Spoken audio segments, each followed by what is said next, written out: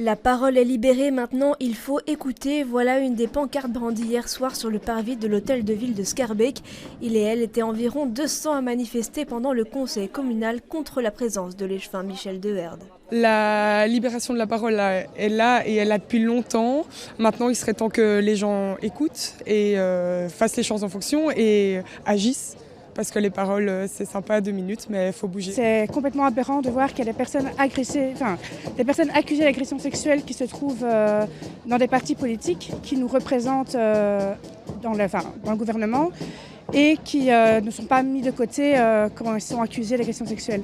C'est une deuxième plainte déposée en septembre pour tentative d'incitation à la débauche sur mineurs et fait de viol qui a poussé le collectif Les Sous-Entendus à appeler à manifester. Le parquet n'a toujours pas confirmé ni démenti l'information. Au premier rassemblement, l'excuse avait été on attend qu'il y ait qu'une seule plainte, on ne sait rien faire. Aujourd'hui, à la mi-septembre, il y a eu une deuxième plainte pour des faits quand même de tentative à la débauche de mineurs et de viol. Et donc on rappelle quand même que l'échevin a l'enseignement dans ses compétences.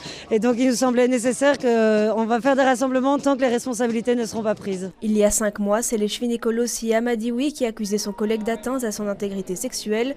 Aujourd'hui, elle fustige la longueur des procédures judiciaires et amène une nouvelle demande au collège. Je demande vraiment formellement au collège de prendre ses responsabilités et de demander soit d'être personne lésée dans le dossier pour avoir toutes les pièces du dossier, ou soit à minima demander formellement au parquet s'il y a lieu de prendre des mesures conservatoires ou pas.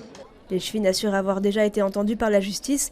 Michel Deherdt, lui, clame son innocence et dit ne pas avoir été convoqué en audition.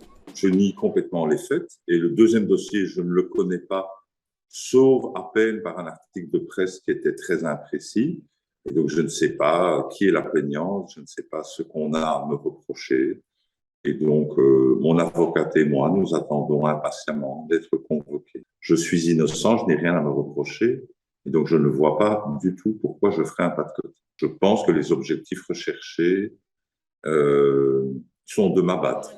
À l'annonce de la deuxième plainte, Défi a promis de saisir le comité des sages pour auditionner l'échevin, chose qui, a priori, n'a toujours pas été faite.